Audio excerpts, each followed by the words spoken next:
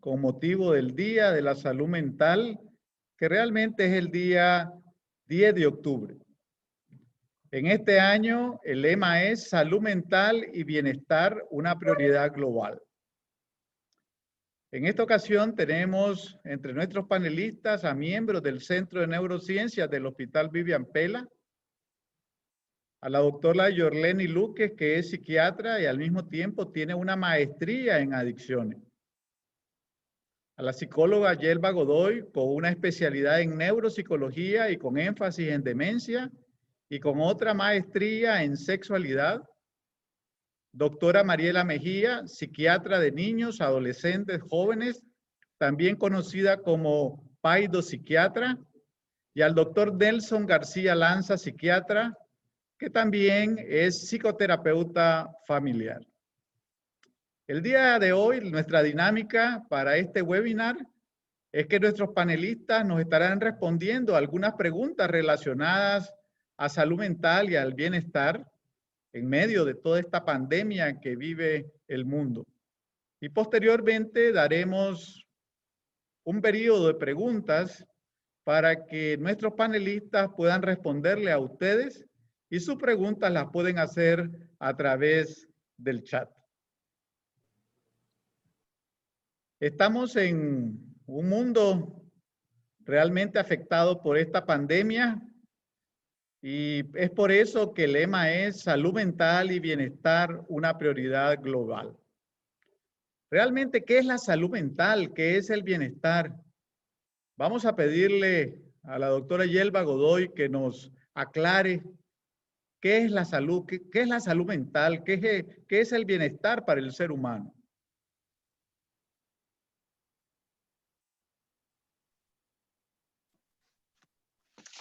Hola, buenas tardes a todos y a todas las personas que en esta tarde nos están acompañando en este webinar tan importante sobre la salud mental como una prioridad para nosotros en este hospital y sobre todo en el Centro de Neurociencia.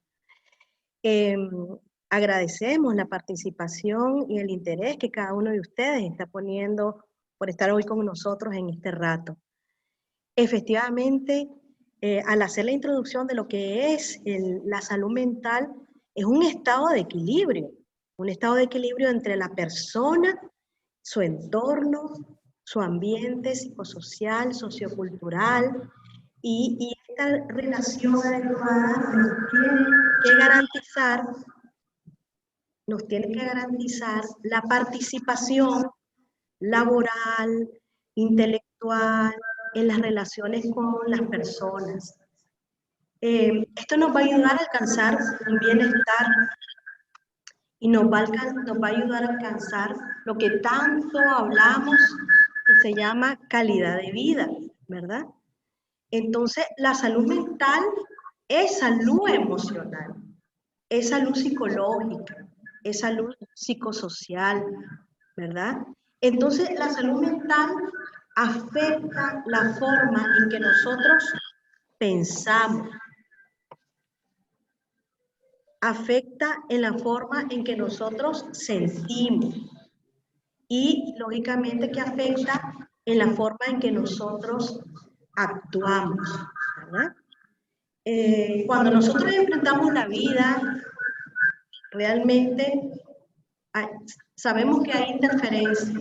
Vamos a intentar mejorar nuestro audio. A ver. Vamos a bajar un poquito. Es parte del directo. Y nos reímos porque tenemos salud mental. Entonces, nuestra salud mental es determinante para manejar el estrés. Una de las características principales de una persona que tiene salud mental, maneja el estrés. Tiene capacidad para tomar decisiones adecuadas en su vida. Y por lo tanto, podemos decir que la salud mental es muy importante en todas las etapas de la vida, desde la niñez hasta la vida adulta mayor. Por eso es tan importante que nosotros cuidemos nuestra salud mental. Muchas gracias. Estamos enfrentando esta pandemia y esto nos ha traído consecuencias a la salud mental y al bienestar. Sabemos que hemos tenido que estar con las cuarentenas, el encierro en casa, pero ¿qué otros factores están afectando nuestra salud mental y ese bienestar? Doctor García Lanzas, tal vez nos puede ayudar con esto. ¿Qué factores afectan nuestra salud mental? Buenas tardes, doctor Martínez. Buenas tardes a los panelistas, a todas las personas que están conectadas a través de este medio. Sí, efectivamente, doctor, recordemos que Nicaragua ha sido un país vulnerable, que desde el 2018 también enfrentamos una crisis sociopolítica y que la pandemia ha venido a poner de rodillas a nuestros países y al mundo, no solamente por la falta de empleo, separaciones familiares, sino que también el miedo a morir, las muertes masivas que han habido, los duelos no resueltos. Moría un familiar y se iba a la sepultura a lo inmediato. Eso se quedó como rituales no resueltos entre los seres humanos. Depresión, ansiedad, angustia, separaciones familiares, migraciones también. El confinamiento prolongado ha dejado mucho daño a las personas. Estamos teniendo una cantidad de síntomas, incluso síndromes emocionales que no estaban presentes antes del 2018 y que estaban presentes ahora con la pandemia y en el transcurso del año. Hay mucha incertidumbre de la familia, de las personas en sí, las pérdidas del trabajo, quiebras económicas, cierre de empresas. En fin, un sinnúmero de situaciones que han venido a quebrar la rutina cotidiana, lo diario, y a poner a las personas en situaciones de riesgo, de vulnerabilidad, con enfermedades, muertes y detrimento de la calidad de vida en nuestra sociedad, en nuestras familias.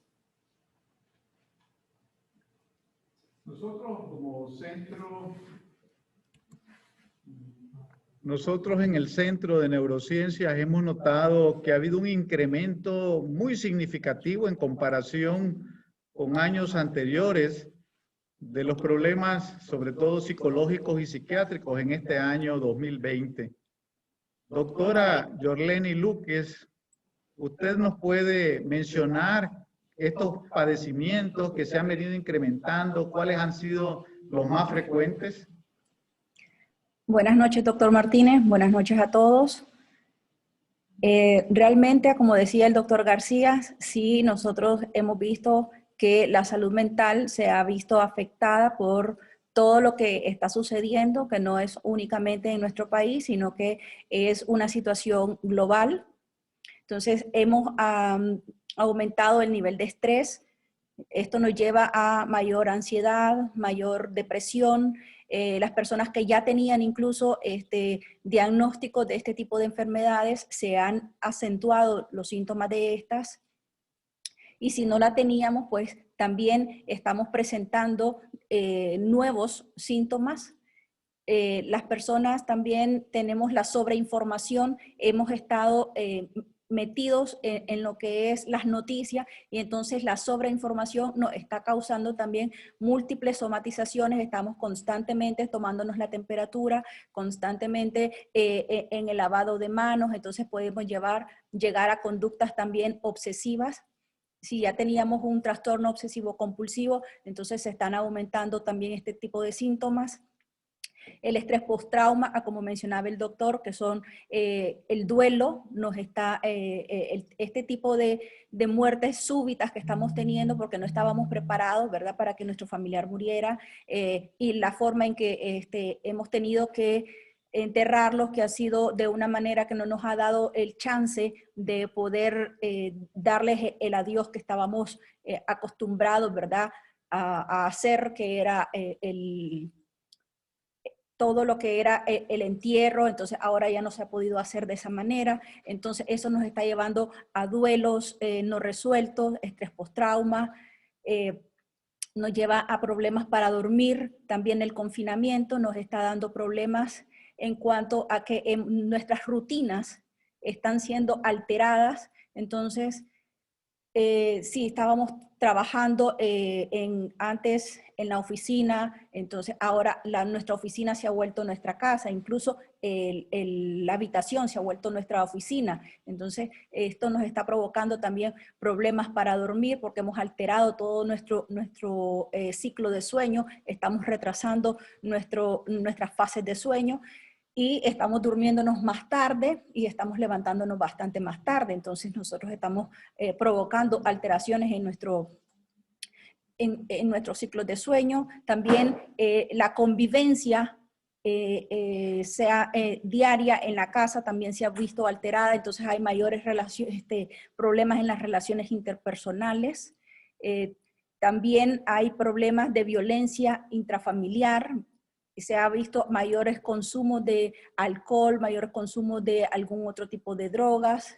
Incluso los niños, lo hemos visto como no están yendo al colegio, entonces están más metidos en juegos, videojuegos, en internet, en las redes sociales. Entonces todo esto nos está llevando a otro tipo de problemas que son conductas difíciles en los niños, en los menores. Entonces sí, realmente nos está dando un gran abanico de enfermedades mentales y problemas conductuales que van a desencadenar en mayores problemas más adelante.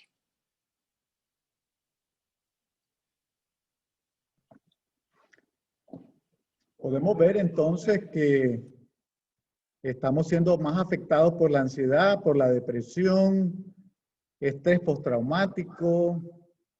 También estamos afectados por problemas de sueño, dependencia, adicción y otros trastornos de orden psicológico. Pero también los niños, los adolescentes, que son un grupo bien vulnerable, no se escapan a estas consecuencias que trae la pandemia del COVID-19.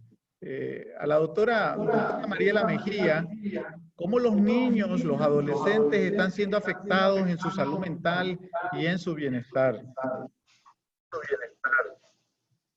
Buenas noches a todos. Gracias por acompañarnos el día de hoy y conmemorar una fecha tan importante como es la salud mental.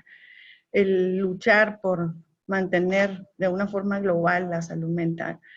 En los niños y en los adolescentes pues hubo una situación bastante dramática, bastante particular, debido a que de un día para otro nos tuvimos que quedar en la casa. Y existe una serie de situaciones que cambiaron drásticamente la vida de millones de niños, de niñas y de adolescentes, principalmente relacionadas con lo que era permanecer en cuarentena, el distanciamiento social, esto de no poder estar cerca de tus compañeros, el mantener la salud física. Tuvieron que adoptar medidas generales bastante enérgica y drástica, sobre todo con la limpieza, el lavado de manos, el uso de mascarilla, que en nuestro país pues no es muy frecuente. El tener que desinfectar objetos y con mucha frecuencia ha sido una situación bastante estresante para muchos de nuestros hijos, sobre todo el estar siempre pendiente que no se tocaran la cara, que no tocaran objetos que a lo mejor estaban contaminados.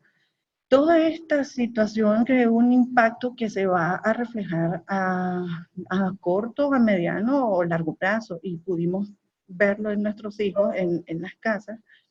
La mayoría de ellos pudo desarrollar síntomas relacionados con ansiedad, al ver que el futuro era sombrío, cuándo iba a terminar esta situación, cuándo iba a poder regresar a la escuela y cuándo podía de nuevo volver a su rutina, a la normalidad. En sí pudimos ver una serie de afectaciones también emocionales, como ya mencionaban mis colegas, ante la situación del duelo, el no poder permanecer con familiares muy significativos, el no poder también despedirse de ellos al momento de estas personas partir, de fallecer. Y todo esto crea una serie de situaciones bien complejas en el niño y que se tienen que trabajar de una forma integral. Para algunos les vino muy bien el permanecer en casa, el descansar, el poder llevar en línea las asignaturas. Para otros fue muy estresante debido a que aumentó también la carga académica y sobre todo que no están acostumbrados a tener esta forma de enseñanza a través de una laptop, a través de un celular o a través de una tablet. Para muchos les generaba estrés el encender su cámara, el tener que ver a sus compañeros, apagaban los micrófonos. Era una serie de situaciones que también el maestro tenía que lidiar con eso y muchas veces se le escapaba de las manos. Se intentó llevar una rutina adecuada en los despertares, en la forma en cómo se impartían las asignaturas. Sin embargo, ha sido una situación bien compleja para muchos de los niños. Al igual que para los papás, esto significó quedarse en casa, tener que hacer con los hijos los trabajos académicos y pasar horas teniendo que buscar la manera en cómo se realizaran y sobre todo que quedasen bien hechos. Eso generó también mucho estrés en los niños y en los adolescentes, dado que los papás estaban ahora un poco más pendientes.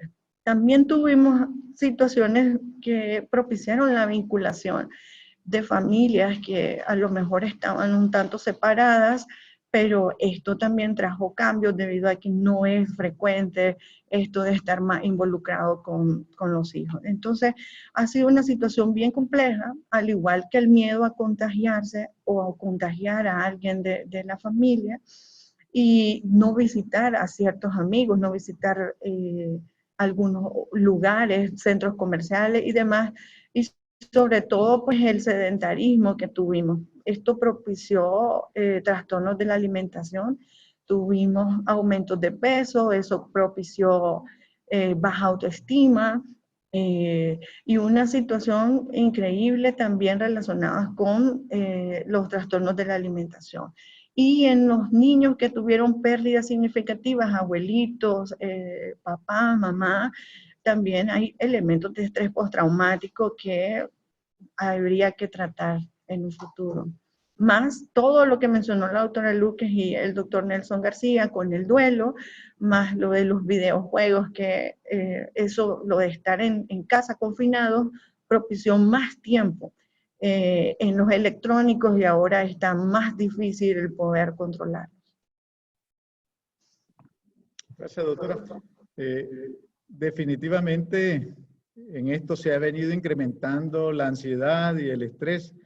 Para nosotros los médicos es fácil reconocer estos datos de ansiedad, pero sí sería bueno que nos explique la doctora Yerba Godoy en relación cómo pueden reconocer a una persona o a un familiar que está teniendo ansiedad.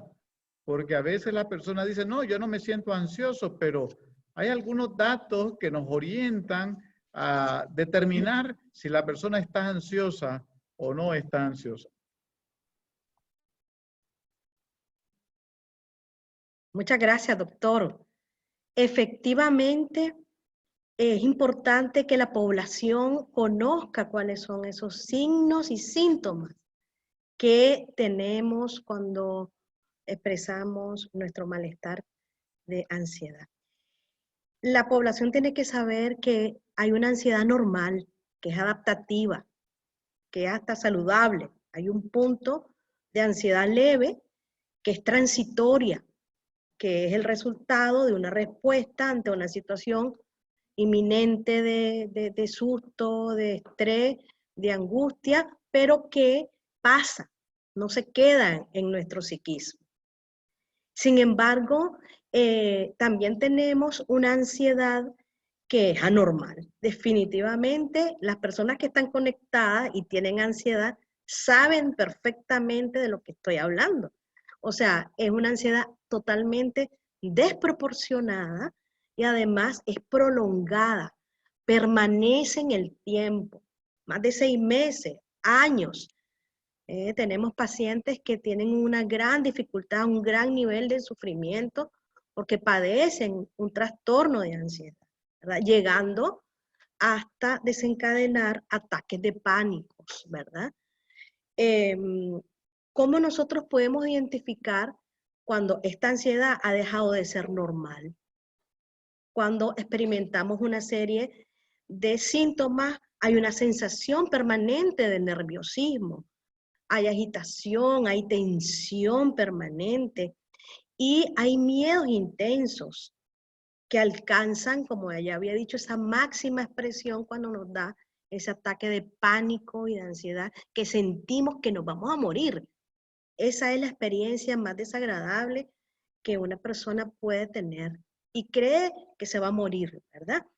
Y hay un pensamiento, hay una idea, hay una sensación inminente de peligro. Hay pánico, hay un pensamiento catastrofista permanente.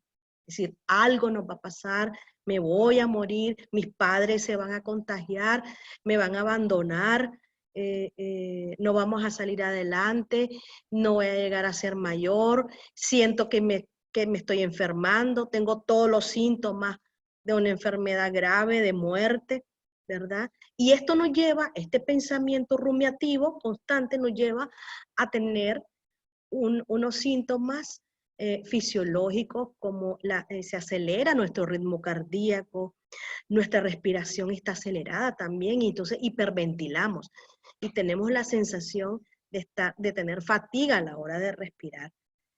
Hay personas que presentan sudoraciones excesivas, que se tienen que cambiar la ropa, que tienen que asearse nuevamente porque tienen serios problemas de sudoración.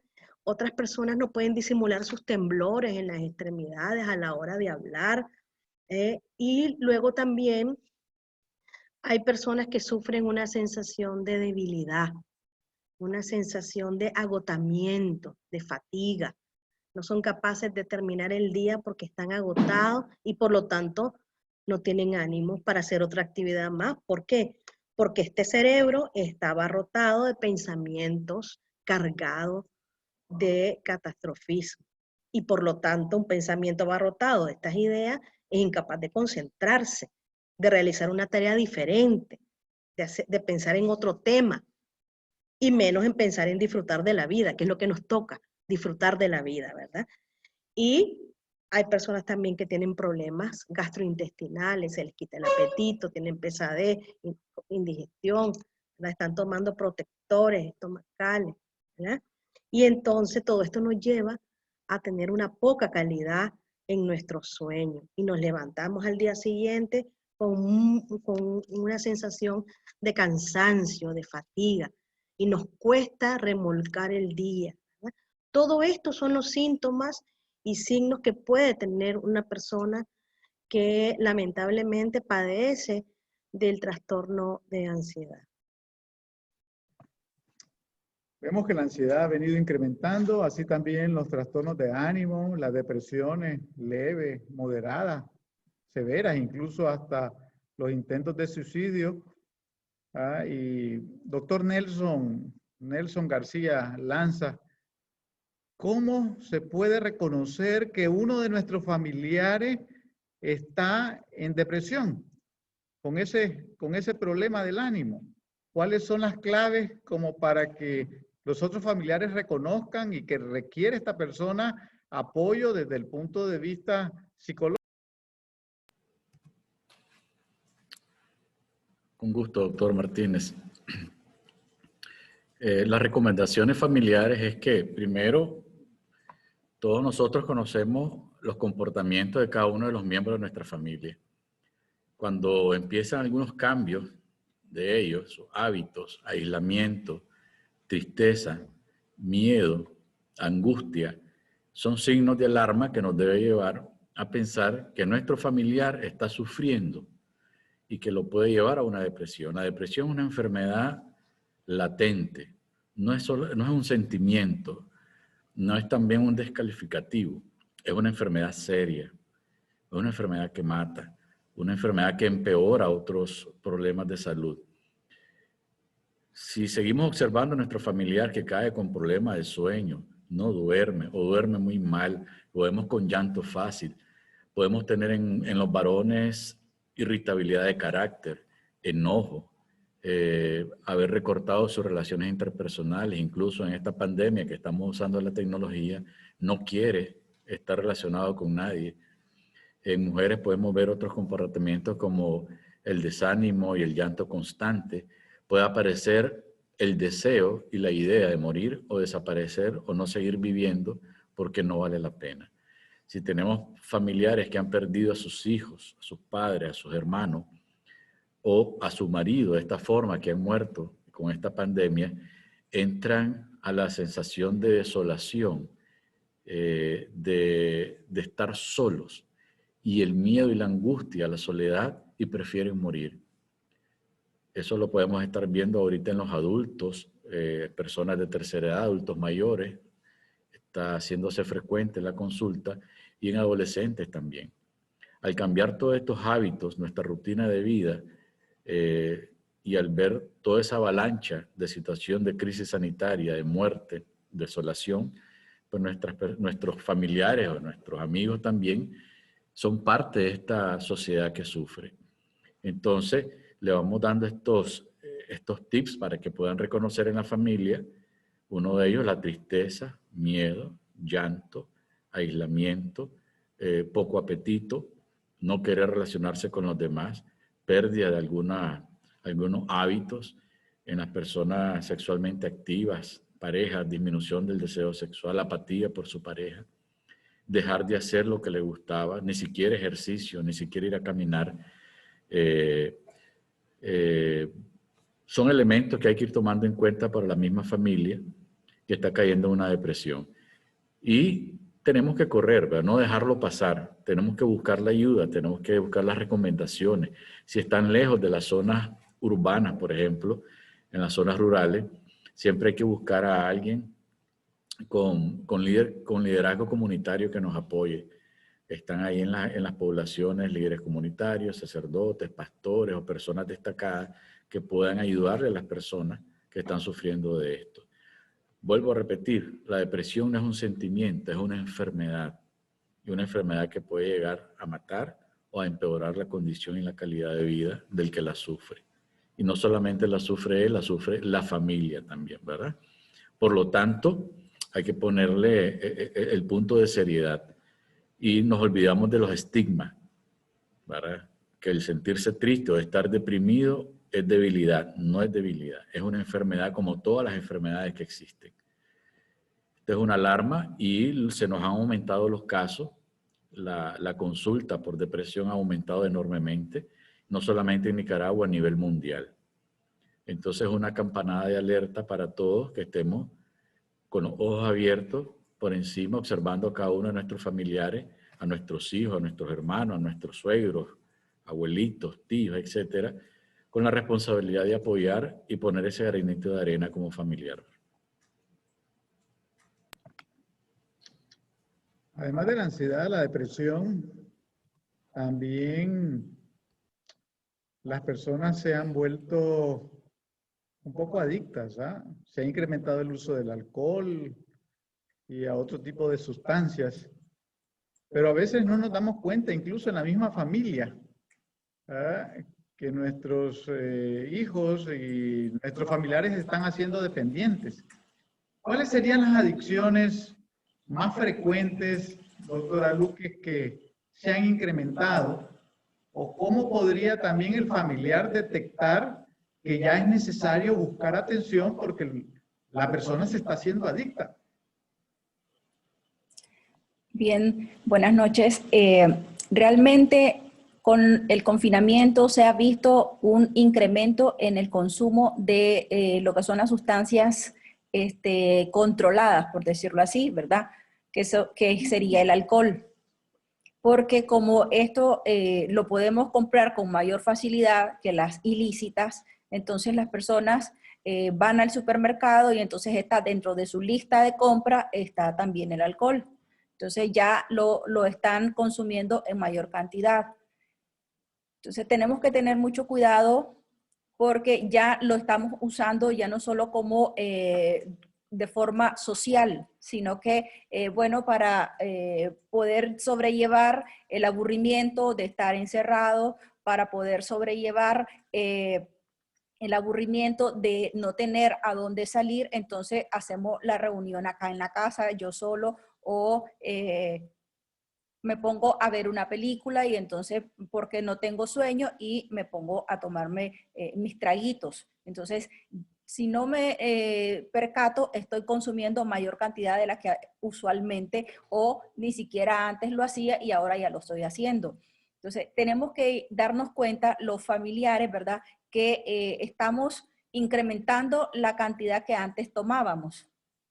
Y también la otra cosa muy característica es que los hábitos también van cambiando. ¿En qué sentido? La persona se vuelve más irritable, la persona cambia también, ya no quiere estar interactuando con la familia, sino que cambia totalmente, está más aislada, está más irritable, se vuelve una persona que cuando vos le mencionas el tema, ¿verdad?, de que está tomando mucho, entonces ya te dice que no, que es una locura, que no te estés metiendo. Entonces, inmediatamente te dice que no, o sea, no lo acepta.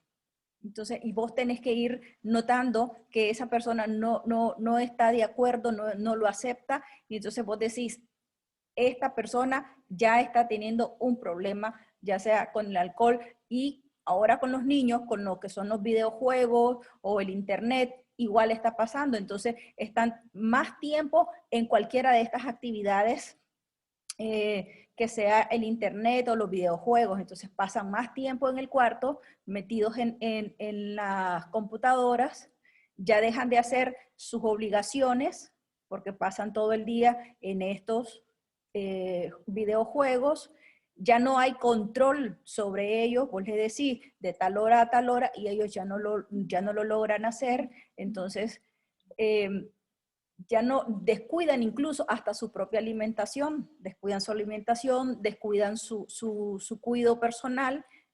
Entonces son pequeños tips que vos tenés que ir dándote cuenta de que este niño ya también está teniendo problemas, ¿verdad? Comienzan a mentir y a decirte, no, ya la pagué, no, no la estoy utilizando. Incluso vos apagás, se la quitas y él vuelve a cogerla. Vos le decís, no lo vas a agarrar y él vuelve a agarrarla a escondidas tuyas. Entonces comienza a mentirte, comienza a faltar a las reglas que vos le estás poniendo, ¿verdad? Igualmente con los adolescentes, ¿verdad? Vos le decís, no vas a hacer esta actividad y ellos lo hacen. Entonces ya comienza a hacer todas las cosas, comienza a faltar a todas las reglas que vos le estás diciendo y el aislamiento familiar es una de las cosas súper claras que sucede, ¿verdad? En este tipo de problemas cuando ya hay una adicción. Y también que generalmente ellos no miran las consecuencias negativas. O sea, por muy negativas que sean las consecuencias, o sea, ellos no logran visualizar que es un problema. Mira, ya saliste mal, mira, ya gastaste todo el dinero, por ejemplo, en esto, fuiste y todo lo que te ganaste, te lo fuiste a gastar, porque también está ahora los juegos en línea, también no solamente para los niños, también está para los adultos, las apuestas en línea, porque como estamos con los casinos, pues que la gente está tratando de no llegar, pues entonces están las apuestas en línea. No crean que es que dejaron de apostar, están haciendo apuestas en línea, entonces se han gastado todo el dinero, toda la quincena, todo el salario del mes, y entonces aunque vean que están teniendo consecuencias negativas, ellos son incapaces de parar. Entonces, cuando ya tenemos esa incapacidad de controlar, ya no tenemos control sobre esta conducta, entonces ya estamos hablando de un problema adictivo.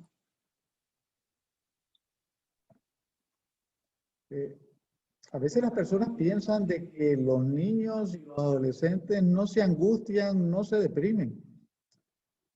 Y tal vez no se manifiestan como los adultos. Entonces la doctora Mejía tal vez nos puede explicar cómo reconocer que un niño o un adolescente está ansioso o está deprimido en medio de todas estas circunstancias que estamos viviendo.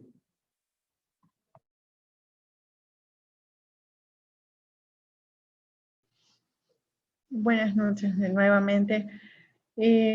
Bueno, habría que determinar también, probablemente nos están observando y nos están viendo y escuchando papás con niños que sí tienen el diagnóstico ya sea de trastorno de ansiedad o de depresión, e incluso puede ser un trastorno mixto, ansioso depresivo, y tenemos que hablar de ellos, así como mencionaba Yelva, dado que se incrementan o se marcan los síntomas o se activan muchísimo más en esta temporada de pandemia y tenemos que estar alertas ante eso. Hemos encontrado que la mayoría de niños puede desencadenar síntomas de ansiedad y de depresión y algunos hasta pueden compartirse en ambos trastornos, como por ejemplo en la ansiedad hablemos del miedo a enfermar, estas ideas catastróficas o fatales, ya sea que se enferme el niño como tal o bien que se enferme algún miembro de la familia.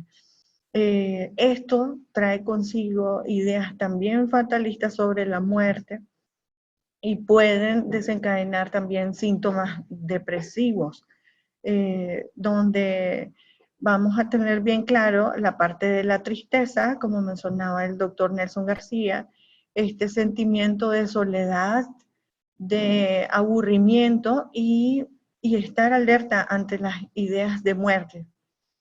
Dentro de la parte de la ansiedad también y la depresión vamos a encontrar trastornos del sueño o en el patrón de sueño. En la ansiedad la mayoría puede tener esta parte del insomnio, pesadillas, despertares abruptos, incluso sonambulismo y bruxismo. Y el papá los puede referir. Podemos encontrar los somniloquios, que son los niños que hablan dormidos. También tendríamos que hacer diagnósticos diferenciales con esta sintomatología. Y en la parte depresiva podríamos tener también lo que es el insomnio, pero también niños, adolescentes que duermen demasiadas horas en el día o que tienen patrones de sueño invertidos.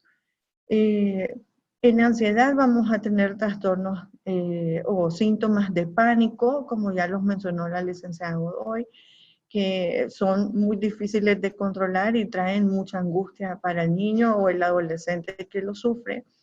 Entre ellos podríamos tener, si hablamos de la cabeza hacia los pies, cefalea o dolor de cabeza, náuseas, mareos, ganas de llorar, una sensación de nudo en la garganta, una opresión en el pecho, palpitaciones, una sensación extraña de mariposas en el estómago, lo describen algunos niños así parecido a cuando estamos enamorados o cuando vamos a un examen, ellos lo manifiestan de esa manera. Una sensación inminente de ir al baño, hacer del 1 o el 2.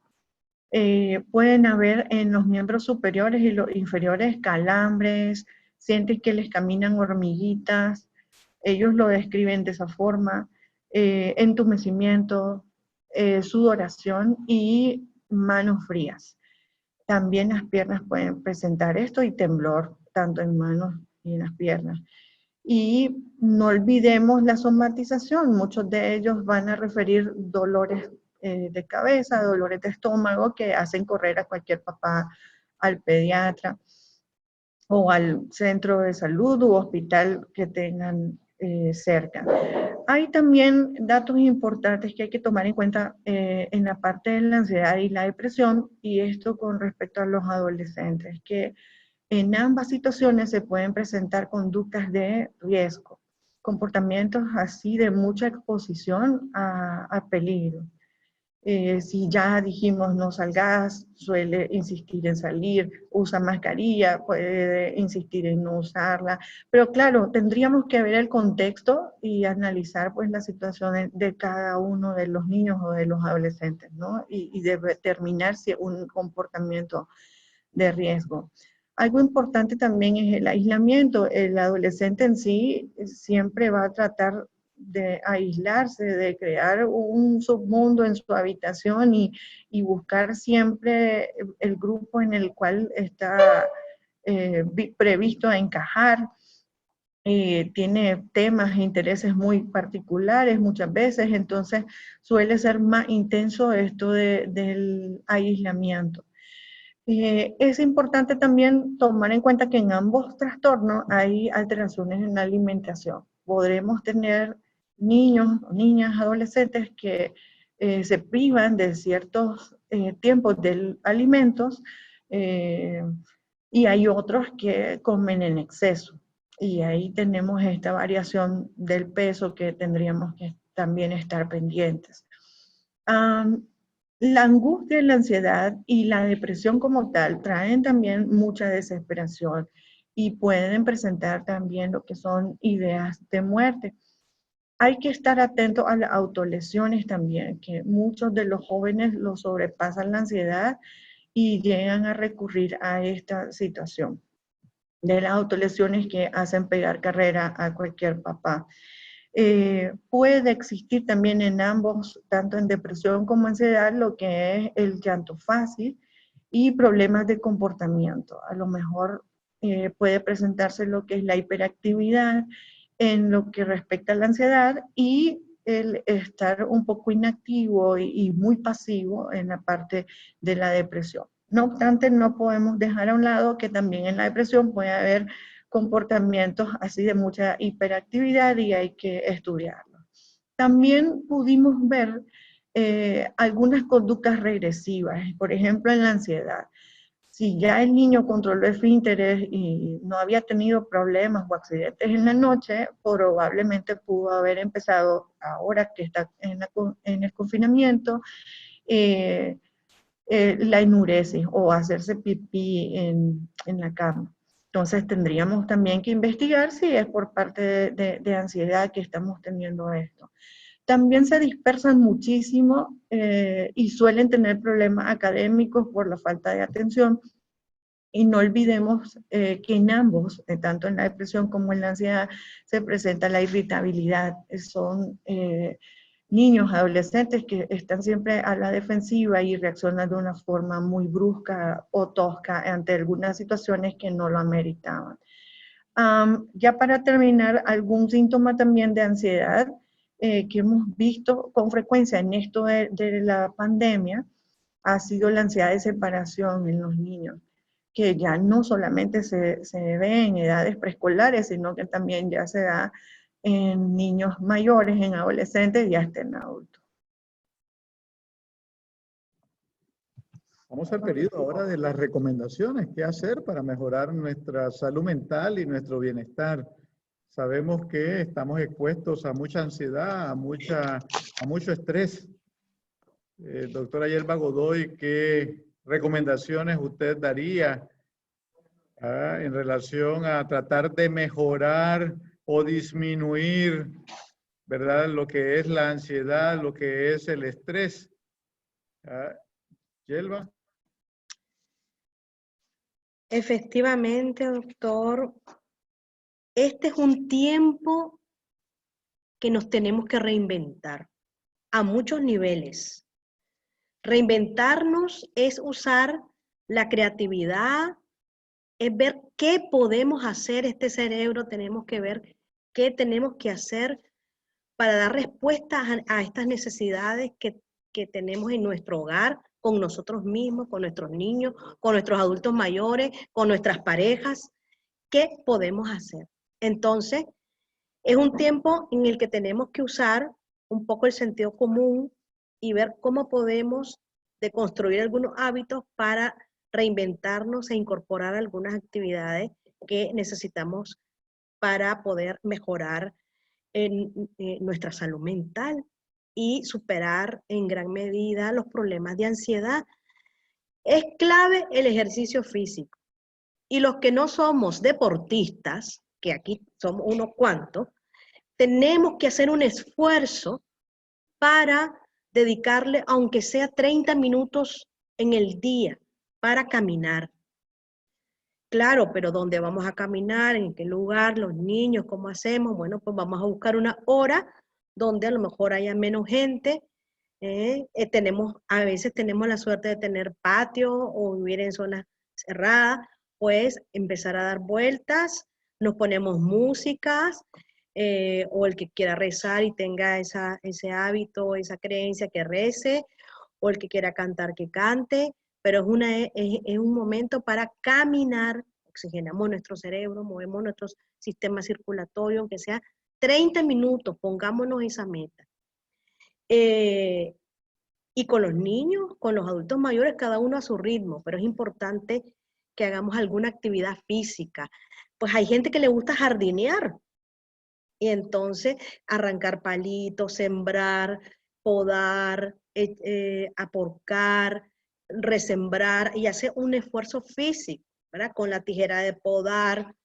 Todas esas son actividades físicas. A lo mejor te toca pues reorganizar tu bodega, o esos papeles que llevas años sin arreglar, o esa ropa que llevas desde que eras adolescente y ya casi tenés 60 años. Pues es tiempo de sacar esa ropa, darle un sentido, ¿verdad? Y es importante cuidar el sueño, la calidad de tu sueño, y cuidar tus hábitos alimenticios, es importante, ¿verdad? Pongámonos metas, es decir, yo no me voy a acostar, si son aves nocturnas, ejemplo, es decir, no me voy a acostar a las 12 de la noche o a la 1 o a las 2, sino que voy a decir, me voy a poner una meta de ir cada vez acostándome a una hora donde sea un sueño más reparador y me permita levantarme un poquito más temprano, ¿verdad? Hay que cuidar los hábitos alimenticios, ¿eh? O estamos en extremo, o no comemos porque no tenemos hambre y decimos, ay no, a mí no me da ganas de desayunar, no quiero, y por otro lado tenemos grandes atracones o no paramos de picotear todo el día. Entonces, cuidar la alimentación con frutas, verduras, a lo mejor es un tiempo de juntar a los abuelos con los niños, hacer actividades, galletas caseras, hacer alguna comida juntos, algún postre saludable. Importante a nivel más psicológico es ensayar un poco el modelaje. ¿Qué es el modelaje? El modelaje es observar a otras personas que vos ves que no tienen ansiedad. ¿Cómo hacemos?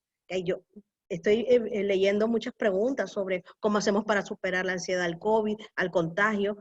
Hay mucha gente que es capaz de llevar, que está siendo capaz de llevar bien esta misma pandemia, en nuestra misma realidad, que lo llevan muy bien. Hay personas que no muestran esa angustia o esa excesiva preocupación y que son capaces de llevar sus protocolos adecuadamente y van adaptándose, tienen la capacidad de la resiliencia, la capacidad de adaptación, ¿verdad? Y a lo mejor si tenés la oportunidad, hablar con esas personas que han superado esos problemas de ansiedad, porque la ansiedad, escuchen bien, se supera. Es una enfermedad que se supera.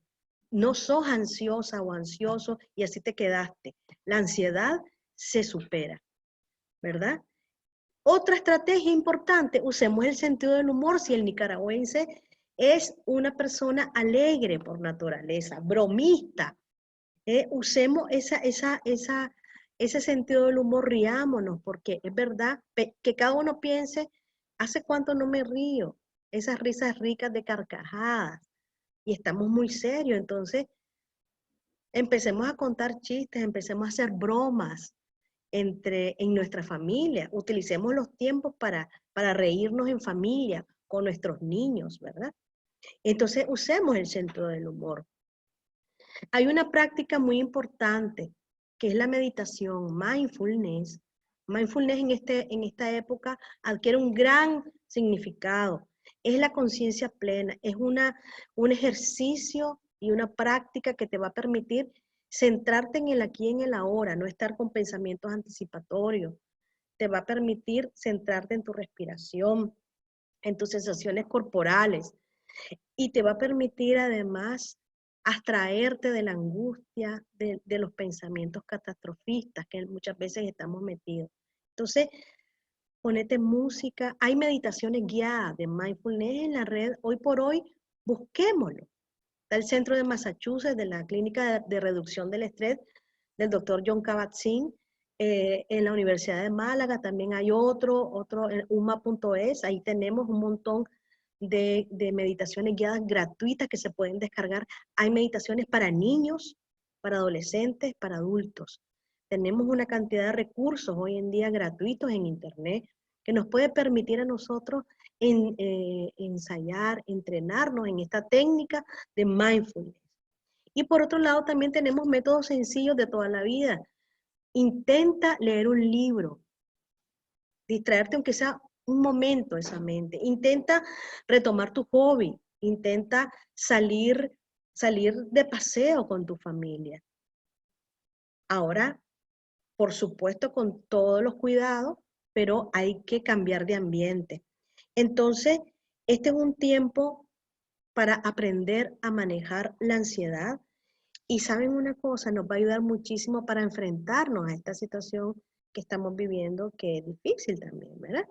Entonces, cuando uno sale airoso de una situación de ansiedad y sale vencedora o vencedor, eso te hace sentir que sos poderosa, que tenés el control, que la ansiedad no tiene el control en vos. Entonces, este es un reto personal que yo aprovecho en este momento para decirles a ustedes que hagamos ese reto, hagamos el reto del autocuidado. Gracias por todas esas recomendaciones, doctora Godoy. Pero también el otro problema es no caer en depresión.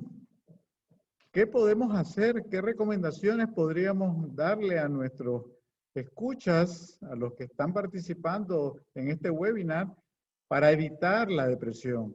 Doctor Nelson García, por favor, ¿qué usted recomienda? Muchas de las recomendaciones que dio la honorable Máster Godoy son implementadas también para la depresión. Y va a depender de la severidad de la depresión. Si es una depresión leve o moderada, pues generalmente tratamos de hacer todas esas actividades, pero si el paciente o la persona empieza a caer en estados más graves, con ideas suicidas, aislamiento excesivo, pérdida de peso, una recomendación primordial es llevarlo donde un especialista, donde es facultativo, para que sea valorado. Si tenemos cerca, en zonas rurales, un médico, hay que llevarlo. Y en las ciudades, pues donde se encuentre personal de salud mental, hay que visitarlo, hay que buscarlo para que ellos puedan encargarse del manejo y la ayuda al paciente y a la familia. Yo vuelvo a recordar, ¿verdad?, que la enfermedad depresiva es una enfermedad grave, pero puede tratarse y en las etapas iniciales pueden implementarse todas esas recomendaciones. Y tenemos también la recomendación del tratamiento que pueden ser farmacológica, psicoterapéutica, dependiendo de la severidad. Esa es mi recomendación, doctor. Las adicciones se han incrementado, adicciones al alcohol, adicciones a las drogas, adicciones a los videojuegos, adicciones a la comida, tantas adicciones. ¿Qué podemos hacer para evitar caer en adicciones? ¿Y qué recomendaciones nos daría, doctora Yorleni Luques? Siempre enfocándonos en lo que hablaba la licenciada Godoy, ¿verdad? Es importante el manejo del estrés porque eso nos va a ayudar a evitar acentuar nuestros problemas si ya teníamos un problema de adicción. Entonces, el primer paso, ¿verdad?, es identificar las situaciones de riesgo que podemos nosotros tener, ¿verdad?, porque de esta manera vamos a poder neutralizarlas, es decir, cuáles son nuestros disparadores para que nuestra adicción se desencadene. Entonces ahí entran todas lo que son las emociones, entran también los disparadores externos, o sea, los bares, los amigos, y las emociones. En las emociones son todo lo que hablaba el doctor García, la ansiedad, la depresión, ¿verdad? Entonces, una vez que nosotros identificamos cuáles son, ¿verdad?, los desencadenantes o las situaciones de riesgo, entonces nosotros podemos neutralizarlas o tratarlas. Y en el caso de los niños, ¿verdad?, que todavía nosotros no tenemos una adicción como tal, sino que están empezando en esto de los videojuegos o del internet, entonces nosotros tenemos que estamos identificando apenas que están entrando en esta problemática, entonces nosotros debemos de poner un alto antes de que se haga una adicción. Entonces, como padres de familia debemos de poner límites, debemos de decir qué tiempo van a pasar en los videojuegos o qué tiempo van a pasar en el internet, ¿verdad? Yo sé que estamos también nosotros en nuestro mundo ocupados, también nosotros estamos metidos también en el mundo del internet, en el mundo de las redes sociales, porque igualmente esto no solamente está afectando a los niños, también los adultos, las amas de casa están bastante metidas también en las redes sociales y en el internet. Entonces debemos de analizarnos, ¿verdad? Antes de ver también a los niños, también analizarnos qué tanto nosotros andamos también en esta problemática y poder atacar también desde este punto a la problemática también en el niño, ¿verdad? Entonces es muy importante comenzar a ponerle el límite desde ya al niño antes que sea un problema que ya no pueda tener el control sobre él.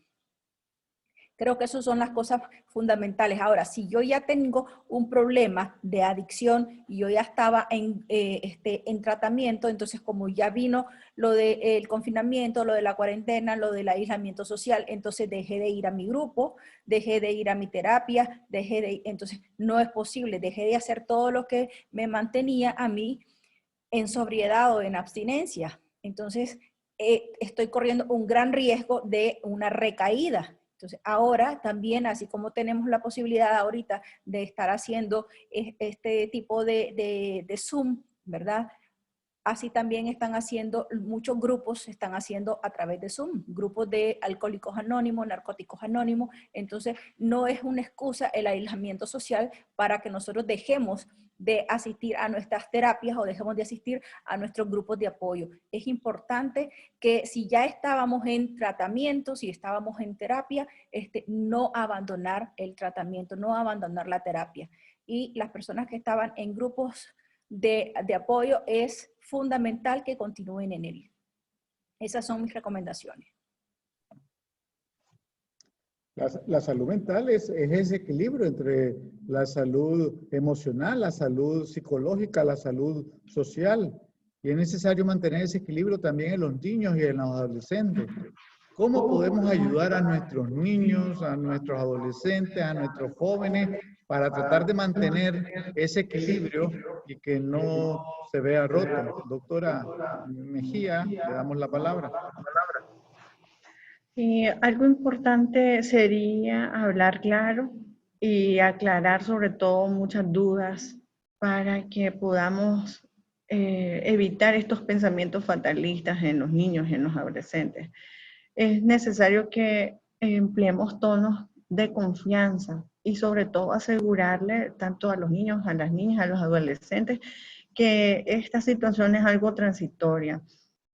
Algo que mencionan y es muy importante es tratar de retomar las rutinas, todo lo que se haya perdido en lo que respecta a los hábitos, los horarios y sobre todo el normar el uso de los electrónicos, tanto para los padres como para los niños, porque esta es una situación que se ve no solamente en los niños, sino que los papás también usan demasiado los electrónicos y muchas veces pierden esta oportunidad de vincularse con sus hijos. Es importante desarrollar algunas dinámicas que puedan ser divertidas en casa. Hemos perdido esta oportunidad de poder hacer los juegos que teníamos como la gallinita ciega o el buscar algún objeto perdido en la casa y que haya un premio para el que lo encuentre. Podríamos implementar no solamente algo electrónico, sino juegos de mesa, incluso el mismo stop que no necesita más que un lápiz y un papel para poder interactuar mejor con nuestros hijos. Tomarnos al menos una media hora con cada uno de ellos, hacer un esfuerzo, ya sea 3 veces a la semana, si no es posible con mucha frecuencia, pero sí esto va a ayudar a unir a las familias y de esa manera conocer mejor a nuestros hijos y sobre todo preguntarles cómo se sienten. Crear un diálogo de mucha confianza para que puedan expresar la forma en cómo están manifestando estos síntomas de ansiedad e incluso algunos síntomas de depresión y evitar que estos se cronifiquen y lleguemos pues a tener que trabajarlos de una forma diferente más adelante. La otra situación son los problemas realmente de los trastornos de sueño, que eso influye en nuestro bienestar. Doctor García Lanza, ¿cuáles son estos trastornos de sueño que hemos visto más frecuentes durante este año 2020 por la pandemia del COVID-19? Sí, doctor. El trastorno del sueño que más se ha estado observando es este sueño fraccionado por el estrés, un sueño superficial. También hemos visto cambios del hábito del sueño. Las personas se pueden dormir demasiado tarde, medianoche, pasada la medianoche, y se levantan a media mañana o al mediodía. Eso es más que todo en los jóvenes, principalmente o niños. En los adultos y ancianos, sueño fraccionado. Entonces el día ya lo pasan cansados, fatigados, con alteración de la concentración, pérdida de la energía, irritabilidad de carácter falta de rendimiento, disminución del rendimiento en las actividades académicas por parte de los que están estudiando, en el caso de los niños y adolescentes.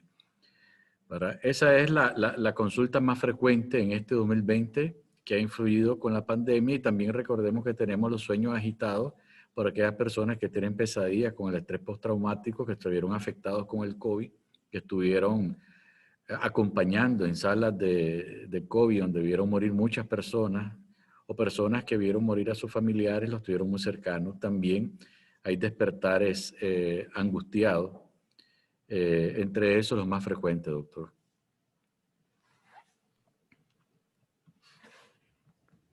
Doctora Luques, el insomnio es una de las causas más frecuentes, pero es necesario que aclaremos qué es el insomnio y cuáles son los factores que pueden causar el insomnio. El insomnio es la dificultad para lograr quedarse dormido, o sea, conciliar el sueño, entonces, o mantenerlo, o puede ser que tengamos despertares durante la noche, o despertares muy temprano, o sea, que nos despertamos en la madrugada, tipo 2, 3 de la mañana, y ya no podemos volver a quedarnos dormidos. Entonces, eso es lo que nosotros llamamos insomnio, o sea, dificultad para conciliar el sueño o mantener el sueño, o que te despiertas durante la madrugada muy temprana y ya no vuelves a quedarte dormido. Entonces, lo que un adulto necesita dormir es entre 7 y 8 horas. Nuestro sueño va a variar dependiendo de la edad que tengamos. Los niños necesitan mayores horas para dormir que nosotros los adultos, ¿verdad? Entonces, y también esto va a variar mucho en cuanto a lo que es nuestras actividades. Entonces, ya la población en general venía presentando insomnios crónicos, te hablan de hasta un 15% que venía antes de la pandemia presentando insomnio crónico, pero ahora con la pandemia, pues esto se ha venido incrementando, como hablaba el doctor García, porque más que todo por malos hábitos de sueño, porque nosotros estamos haciendo una mala higiene de nuestro sueño. Entonces, debemos de cambiar la higiene del sueño porque estamos interrumpiendo lo que es el ritmo circadiano de nuestro sueño, ¿verdad? De lo que es el ciclo del sueño, y entonces los ritmos circadianos se están viendo afectados por nuestras rutinas diarias. Estamos alterando las rutinas, entonces estamos alterando nuestro ritmo circadiano. Entonces el sueño se vuelve estamos retrasando el ciclo del sueño, las fases de sueño, y entonces estamos durmiéndonos más tarde y por lo tanto levantándonos más tarde. Entonces en realidad no es que tengamos insomnio, ¿verdad? Estamos durmiendo las 8 horas, pero estamos durmiendo las 8 horas en el horario que no es para descansar, para dormir, sino que estamos durmiendo las 8 horas en el día, cuando tiene que ser en la noche que debemos de dormir. Claro. Esto mismo sucede con nuestros niños. Esto mismo sucede con los niños, sucede con los adolescentes, que están aquejando insomnio, pesadillas, a veces hasta despertares confusos. ¿Qué recomendaciones daría usted, doctora Mejía, para tratar de ayudar a que nuestros hijos estén durmiendo mejor y que se mejore esa calidad del sueño?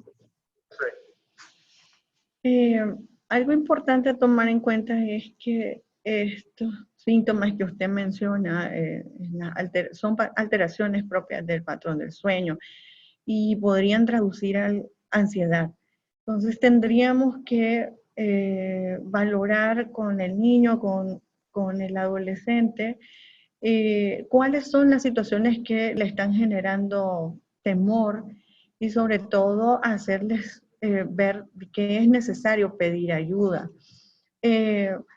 Hay algo importante que muchas veces olvidamos y sería bueno que todos lo retomáramos, es la parte de la higiene del sueño, que nos ayuda a poder conciliarlo de una forma tranquila y adecuada. Entre las recomendaciones que se dan es que podamos realizar una rutina para que podamos descansar. De esa manera vamos preparando al cerebro para que duerma y de esa manera vamos a tener un mejor patrón de sueño. Por ejemplo, tomar un baño antes de acostarnos, cambiarnos de ropa, que sea una ropa cómoda, ni muy calurosa, ni que nos dé frío, y de esa forma no tener que levantarnos durante la noche o la madrugada para cubrirnos o descubrirnos. Ir al baño antes de acostarnos para evitar levantarnos y tener que miccionar en horas de la madrugada. Poder arreglar, incluso le decimos a los niños, la cama de tal forma que te den muchas ganas de poder acostarte y dormir.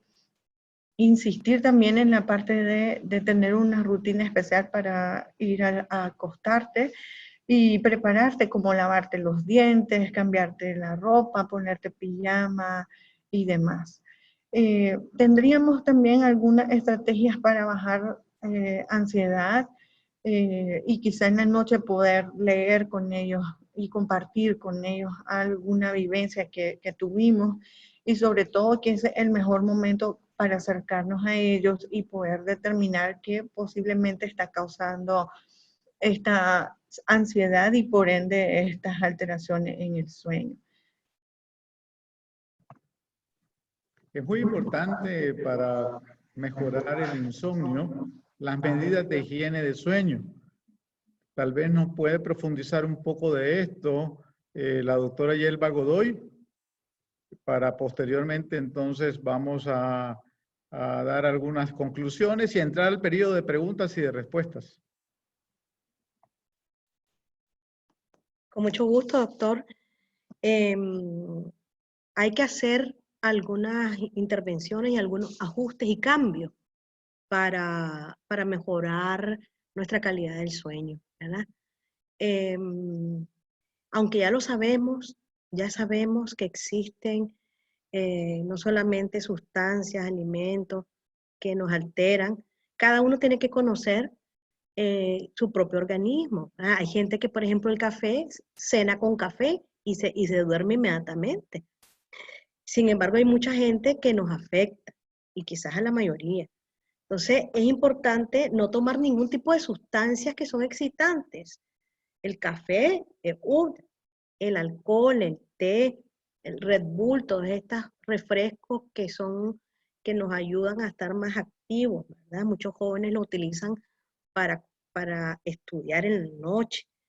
hay un error que la gente cree que fumar relaja, y al contrario, eso es un autoengaño. El fumar tabaco es una forma de excitarnos aún más y de estimularnos, ¿verdad? Es importante, pues, una cena ligera. Se sugiere un par de horas antes de irte a la cama, ¿verdad? Dejarle el espacio para que se haga la digestión y que sea ligera. Vuelvo a reafirmar, como muchos de mis compañeros, el ejercicio físico, la actividad física es importante. No se recomienda que se haga de noche, se recomienda que se haga más bien en horas tempranas, ¿verdad? Las personas que tienen problemas de sueño al día siguiente amanecen con fatiga, con cansancio, entonces hay una tendencia a buscar cómo hacer siesta, a quedarme, a buscar cómo dormir un rato, solo un ratito voy a dormir, a lo mejor pasan un ratazo durmiendo. Entonces, ¿qué ocurre? En la noche que ya nos tocaría dormirnos, no tenemos sueño. Y ese es el ciclo en el que están muchas personas. Entonces, la siesta, para que quede claro, son unos 20 minutos o 30 como mucho. Por eso se llama siesta, ¿verdad? Entonces, si sabemos que no podemos dormir porque estamos con mucha carga de sueño, pongámonos una alarma, ¿verdad? Voy a dormir 20 o 30 minutos y pongo mi alarma porque voy a dormir, ¿verdad? Entonces, un tip importante es mantener un horario constante, es decir, hay que ser regular. Si yo suelo acostarme a las 10 de la noche, poner mi hora tope a las 10 de la noche. Hago mi excepción el viernes o el sábado, porque ese día me acuesto más tarde, me doy mis excepciones, pero es importante tener un horario regular del sueño, ¿verdad? Un elemento también a tomar en cuenta es que el ambiente donde nos vayamos a dormir tiene que haber poca luz o una luz tenue, ¿verdad? Si podemos poner una luz indirecta, un punto de luz, evitar esos focos intensos luminosos, ¿verdad? Esas luz brillantes que a veces tenemos nos espabila muchísimo más, ¿verdad? Mucha gente tiene el mal hábito de llevarse a la cama la tablet para empezar a jugar o a chatear estando ya en la cama, ¿verdad? Entonces, o a estar en la computadora o en el teléfono. La sugerencia es que yo siempre le digo a mis pacientes, y sobre todo los que tienen niños, la cena tiene que ser el momento de quiebre de todos estos dispositivos. ¿Ah? Ya la cena, que sea una cena compartida, hablada, y ya los dispositivos en modo avión prácticamente, ¿verdad? Entonces, una de las cosas que a mí me ha ayudado a la hora de tratar a los pacientes es, yo les animo para que hagan una especie de como de ritual, ¿verdad? Me voy a cambiar, me pongo mi pijama, me aseo. Entonces yo ya apago cualquier dispositivo, la tele, cierro mis ventanas. Hay gente que hasta se pone un incienso, enciende una velita, se lleva una infusión, un tecito de estos relajantes, como tranquité, 7 azahares, algo que lleve tile, valeriana, o una lechita caliente con canela. Hay gente que tiene sus rituales, pone su música, baja la luz, ¿verdad? Entonces es mi momento de crear un ambiente de relajación, es un ritual, ¿verdad? Hay gente que a lo mejor se pone a rezar o escucha sonidos de la naturaleza. Cada uno tiene que ir viendo qué le viene mejor, ¿verdad?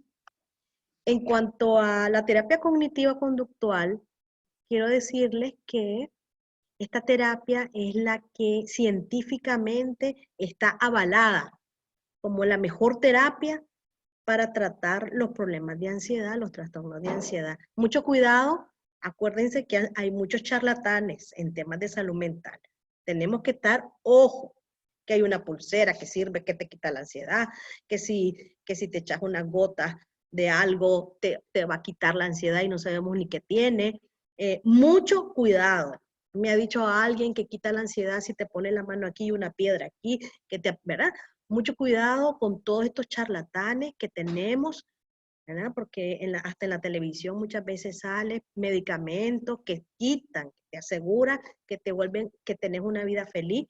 Entonces, vamos a tener mucho cuidado, que hay gente que ante la crisis y la pandemia también se aprovecha de la urgencia, de la necesidad y de la desesperación de muchas personas. Entonces, la terapia cognitivo-conductual es la terapia por excelencia que te ayuda a cambiar la forma en cómo vos pensás, tu cognición. Y te ayuda a cambiar la forma en cómo vos realmente actuás. Cambia tu conducta. ¿Por qué? Porque la terapia se centra, va directo al problema. No empezás a hablar desde tu infancia, no, sino que quiero que me trabaje el problema de la ansiedad, quiero en el aquí, en el ahora, ¿qué me está afectando? Y la terapia cognitivo-conductual cambia en el presente, ¿verdad? Entonces lo que nos sirve es para reestructurar cognitivamente esos pensamientos que nos están alterando, que están alterados, que nos generan todos los problemas que ya hemos hablado en este webinar, ¿verdad? Entonces, esta terapia nos ayuda a tener herramientas y estrategias para tener la capacidad de reemplazar estos pensamientos distorsionados negativos por pensamientos adaptativos, funcionales, positivos. Y se puede, y es eficaz, y hay poca recaída. Entonces, les animo para que esta población pueda acudir a un servicio serio y responsable en salud mental. No juguemos con nuestra salud mental. Nuestra salud mental es nuestra prioridad. Muchas gracias. Gracias, doctora Yelva. Tenemos muchas preguntas que han estado enviando a través del chat y vamos a tratar de responder la mayoría de ellas. Hay algunas tal vez que están, que son las mismas, entonces vamos a tratar de unirlas. Las respuestas trataremos de hacerlas cortas también, ¿no? Para darle la oportunidad a responder la mayor cantidad de preguntas si es posible. Una de ellas es ¿qué consecuencia tiene el uso del Tafil y el Ribotril para calmar la ansiedad en momentos de crisis? Doctor García.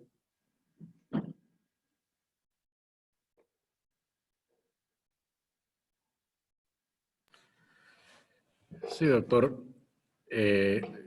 Tafil y Ribotril son buenos productos derivados de diazepam para controlar la ansiedad. Lamentablemente hay una práctica de abuso en estos productos. Hay un abuso excesivo, masivo. Por tanto, pues hay que recomendarlo que no se automediquen, que sean prescritos por el facultativo, por el médico, ¿verdad? Sí son eficaces, pero por cierto tiempo. Hay gente que lo usa por mucho tiempo y llega a usar hasta 6, 10, 20 clonazepam por día. Tengan mucho cuidado, esas entran en adicciones, en tolerancia y son peligrosas. Recomendación, no utilizarla hasta que sea prescrita por un médico. Tenemos otra pregunta. Otra pregunta que ¿cuál es la terapia específica para un paciente que tiene un miedo excesivo al COVID-19?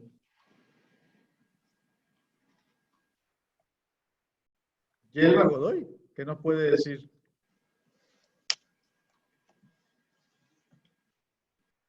El pánico nos paraliza. El pánico nos hace que evitemos.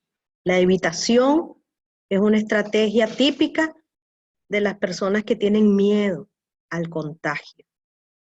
Y eso hace que estemos limitando nuestra vida y cada vez nuestra vida se reduce porque nos da miedo y el miedo nos abarca.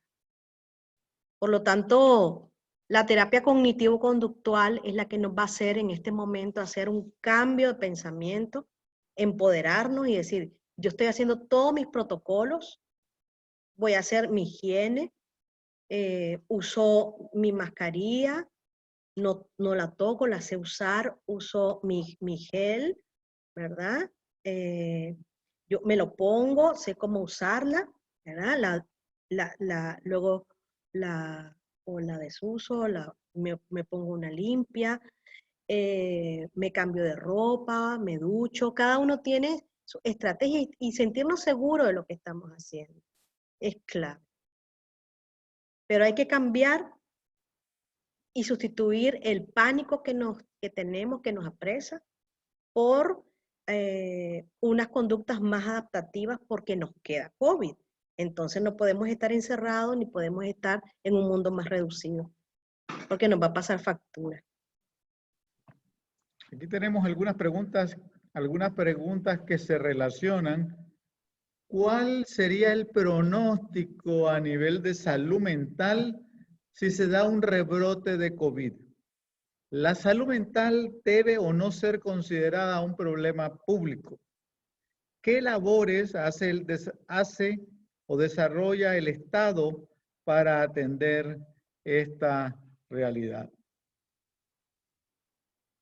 Definitivamente, si entramos a un rebrote en cuanto a los casos de COVID-19, pues vamos a tener mucho más problemas, confinamiento, problemas económicos, recesión económica, pérdida de familiares y todos los aspectos que hemos visto el día de hoy.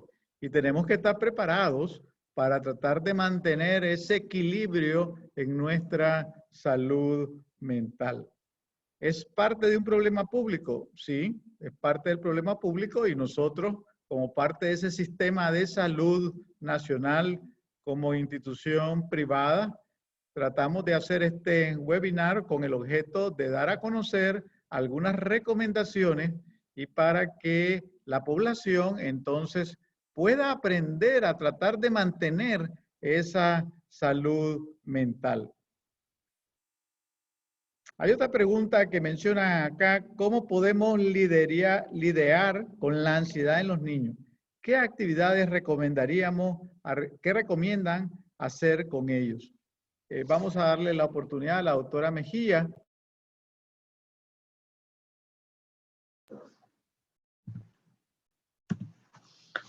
Pues tendríamos que analizar o determinar a qué se debe o cuál ha sido la causa de la ansiedad.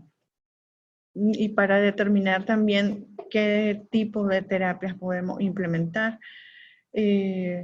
Hay niños, por ejemplo, que tienen mucho miedo a enfermarse, hay otros que tienen mucho temor a la oscuridad, a quedarse solos y más se ha incrementado con todo esto de la pandemia.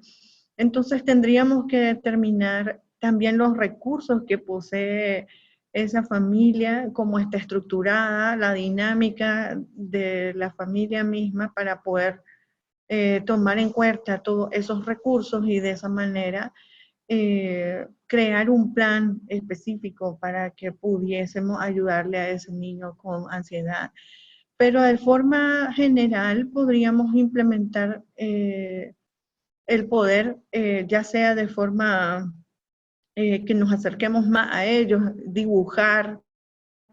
Esto va a depender también de la edad. O sea, es una pregunta también bastante general y tendríamos que determinar las necesidades y los recursos con que cuenta esta familia y este niño para poder determinar. Pero hay una serie de situaciones que podríamos propiciar, como el dibujo, como el juego, como compartir alguna película, buscar alguna película con un contenido social que nos pueda brindar un aprendizaje o bien una serie y interesarnos por lo que ellos están viendo ahora y buscar alguna situación que pudiese relacionarse con la ansiedad que está desarrollando el niño o el adolescente en ese momento.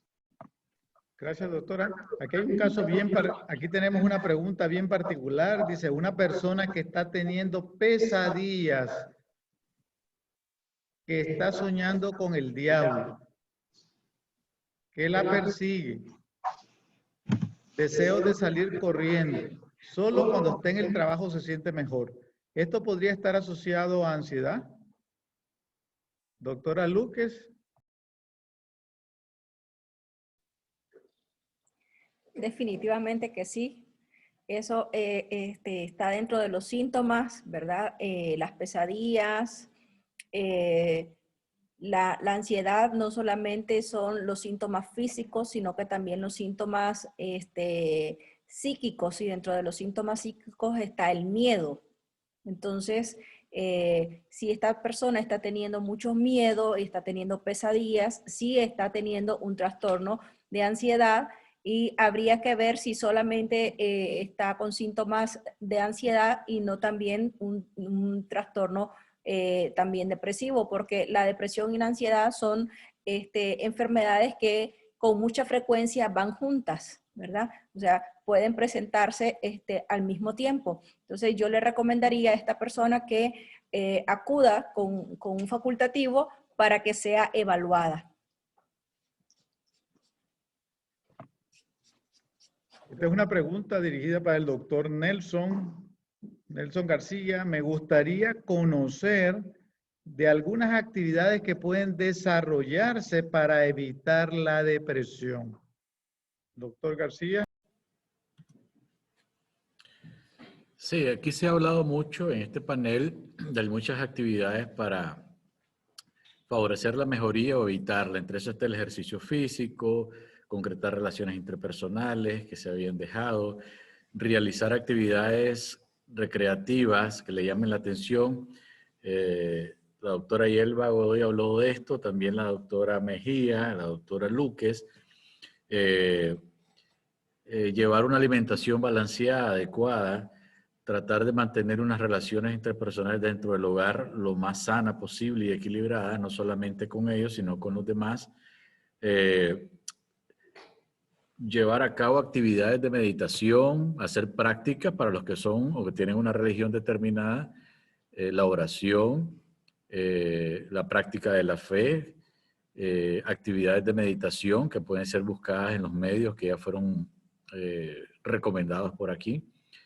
Creo que hablé del ejercicio, un buen dormir, higiene del sueño, principalmente el evitar consumo de sustancias o algunos medicamentos que no son prescritos, también el alcohol y otras drogas. Tratar de llevar una vida sana, equilibrada, y por cualquier motivo que sea, no abusar ni automedicarse, sino que buscar la ayuda del especialista, ¿verdad? Les recuerdo que la enfermedad depresiva es una enfermedad que mata, ¿verdad? La prevención está también en nuestras manos, siempre y cuando sepamos informarnos. Hay mucha información ahora en la web acerca de la depresión para conocerla y cómo evitarla. Doctora Mejía. Doctora Mejía, un niño que prefiere estar viendo televisión y tener sus tiempos de comida a solas, y este niño vive solo con adulto, ¿este problema se puede manejar con disciplina o qué se debe de hacer?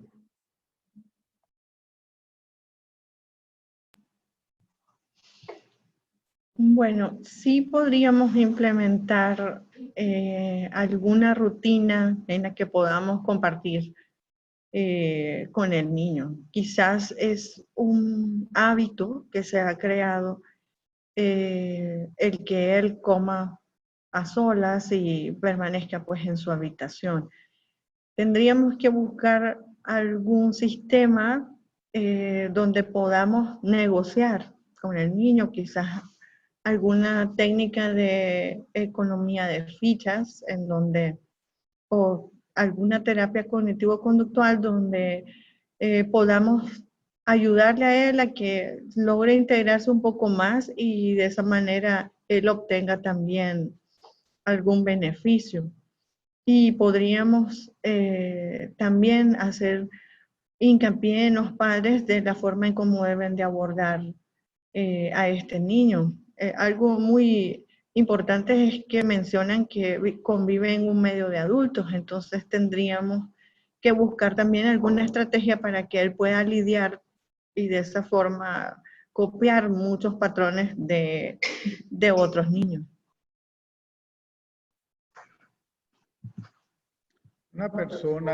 Una persona que tiene un trauma probablemente ocasionado desde su niñez, y que ni siquiera se ha dado cuenta en su vida adulta, ¿cómo va a enfrentar problemas externos? Imagino se refiere a los problemas causados por la pandemia, si todavía tiene un trauma interno. Doctor García.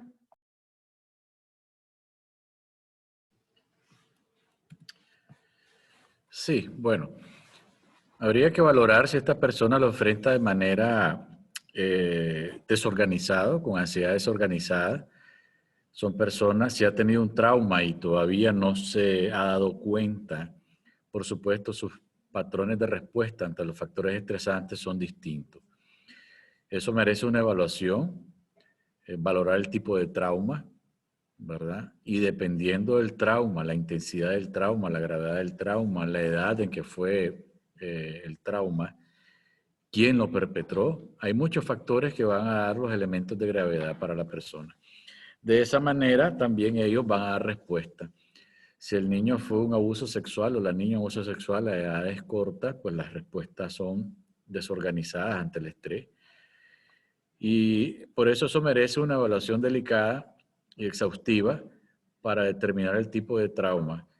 Y si alguna de las familias, pues, reconocemos situaciones parecidas o que nosotros mismos la reconozcamos como traumas infantiles, lo más adecuado es llevarlo a ser evaluados para que puedan gozar de la oportunidad de un tratamiento y que sus vidas no se vean truncadas por un evento traumático a lo largo de lo que pueda gozar, ¿verdad?, de vida. La recomendación también es buscar ayuda. No quedarse con ideas, sino que buscarle ayuda.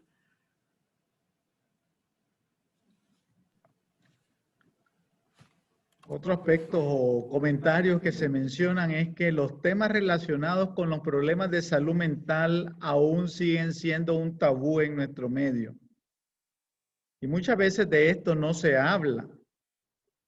¿Qué recomendaciones se pueden dar de una manera concreta, de una manera práctica, para que se llame la atención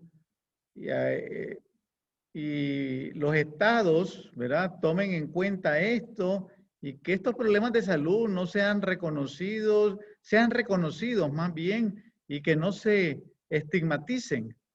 ¿Se podrían hacer algunas acciones, doctora Luques?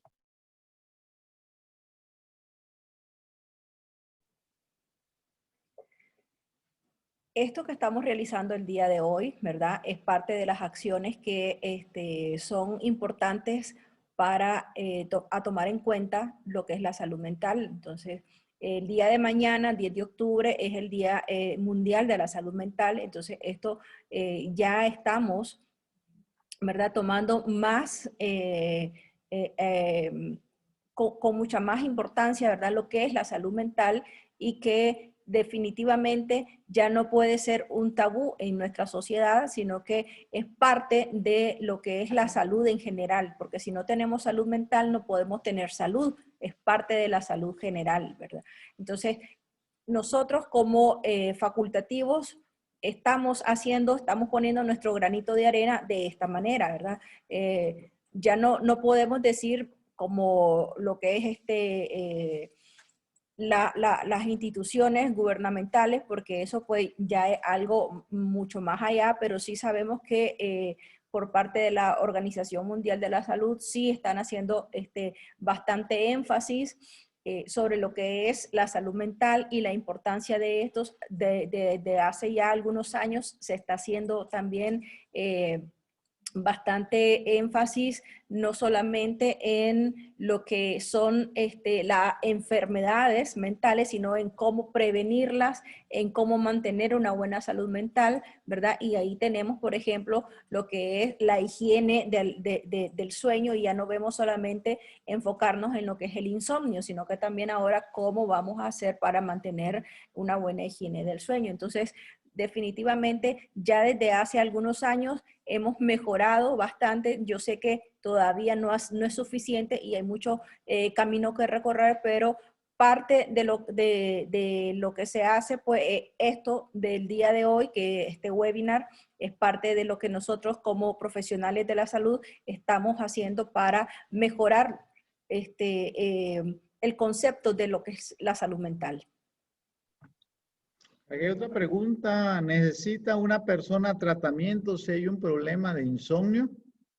Bueno, hay tratamientos que son de orden farmacológico y otros no farmacológicos. Entre ellos mencionaba Yelva Godoy lo que es la higiene del sueño y otras terapias cognitivos conductuales. Hay personas que se benefician notablemente de estos tratamientos, pero también hay ocasiones en que es necesario el tratamiento de tipo farmacológico. Eso depende de cada caso en particular y de la evaluación que se haga del problema del sueño. ¿De qué manera nos afecta el hecho de que aunque durmamos las 8 horas, pero sea en horarios alterados, por ejemplo, de las 12 de la noche a las 8 de la mañana, ¿en qué afecta esto a nuestro organismo? Doctora Luques. Lo recomendable siempre es por lo menos 2 horas antes, ¿verdad? De la medianoche, tener un descanso, porque el sueño reparador, ¿verdad?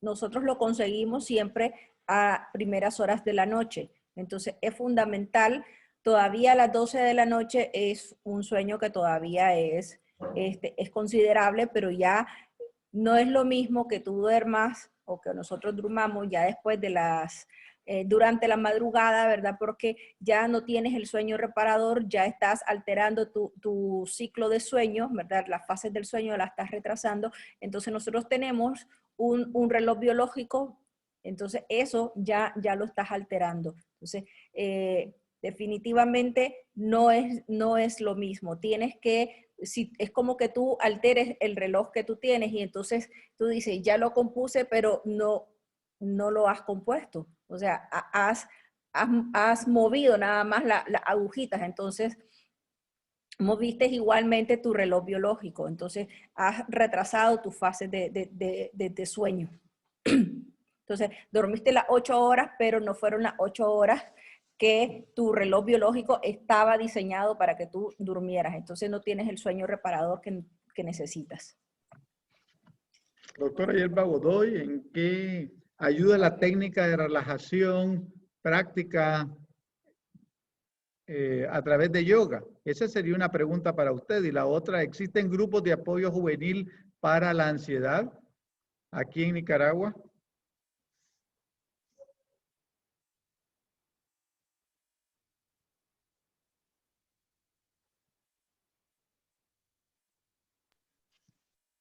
El yoga está claro que hay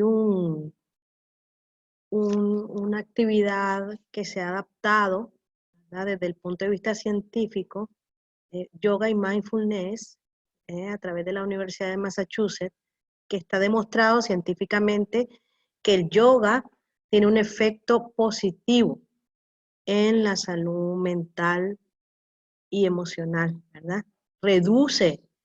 Está demostrado científicamente que reduce los niveles de estrés y de ansiedad y regula el estado de ánimo. Entonces, si logramos utilizar estas guías de yoga, haciendo el body scan, que se llama, es identificar esa parte de tu cuerpo, desde la cabeza hasta los pies, vas regulando, vas cambiando las tensiones, el estrés que pueda haber, la ansiedad en tu cuerpo y en tu mente. Eso a través de un entrenamiento en la conciencia del propio cuerpo, de la propia respiración, ¿verdad? La respiración es clave en la práctica saludable del yoga. Entonces, nos ayuda muchísimo a centrarnos en el aquí, en el ahora, a mejorar nuestro ritmo respiratorio, cardíaco, nuestra presión sanguínea y lógicamente a tener una mente clara, serena y cargada de bienestar. Yo les animo para que practiquen el yoga. para que hoy en día hay una serie de personas que están trabajando en directo con tutoriales en vivo o grabados de yoga. Lo pueden hacer en casa, ¿verdad? Hay yogas para mayores, para niños, están adaptados. Entonces solamente busquemos, vámonos a fuentes seguras, ¿verdad? Y es importante que aprendamos a identificar esas fuentes que tienen una calidad importante. Los grupos de apoyo juveniles en nuestro hospital no tenemos, lamentablemente, pero sé que hay algunos centros en Managua que tienen grupos de terapia para ayudar a adolescentes y a jóvenes, ¿verdad? Para mejorar sus problemas de conducta y de ansiedad. Lamentablemente eso sería nuestro proyecto para los próximos años en nuestro centro, hacer grupos que puedan ayudarle a la población, a los jóvenes, a los adolescentes. Siempre lo hemos pensado como un sueño próximo. Gracias. Ya para ir terminando, daremos la oportunidad a 2 o 3 preguntas más y con eso cerraríamos. Dice, mi mamá de 74 años acostumbra a usar la tableta de dimenhidrinato cuando quiere dormir. ¿Esto es bueno? Se sabe que los medicamentos que son de tipo antihistamínicos tienen un efecto en la cognición. Por lo tanto, no es bueno tomar antihistamínicos para tratar de inducir el sueño. Entre ellos, diphenhidrinato, difenhidramina y otros. Entonces, es preferible no utilizar estos medicamentos y tal vez puede mejorar con las técnicas de higiene de sueño. Doctora Mejía, un niño de 11 años prefiere no salir de casa. Prefiere sentirse bien en casa. ¿Sería esto un indicativo de miedo? ¿Se le debe insistir a este niño a salir fuera de casa? Tendríamos que ver las reacciones que presenta cuando lo invitamos a salir de casa. Si hay manifestaciones autonómicas que estén presentes, como la sudoración, palpitaciones, opresión en el pecho, dolor de cabeza, náuseas, ganas de llorar, manos frías, sudorosas. Tendríamos que fijarnos y observar cuando invitamos a este niño a salir, cuáles son sus manifestaciones también no verbales, porque él nos puede manifestar, no pasa nada, me quiero quedar y yo me siento bien en casa, pero una cosa es el lenguaje verbal y otra es el no verbal. Tendríamos que determinar eso, porque también suele pasar que catastrofizamos o fatalizamos lo que son algunas alteraciones como esa, que es un niño de 11 años que por lo general le gusta estar jugando fuera, y habría que profundizar un poco más sobre ese hecho. Hay niños que prefieren estar en casa.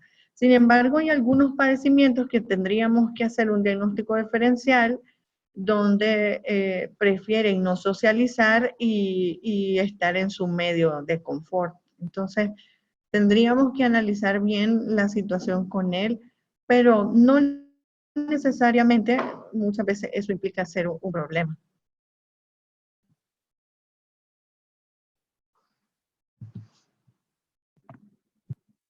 Definitivamente la salud mental y el bienestar es una prioridad global en este mundo que estamos viviendo actualmente. Debemos de seguir todas las recomendaciones que todos los expertos, los panelistas han hecho al respecto con el fin de mejorar nuestra salud mental y mantener ese equilibrio y el bienestar.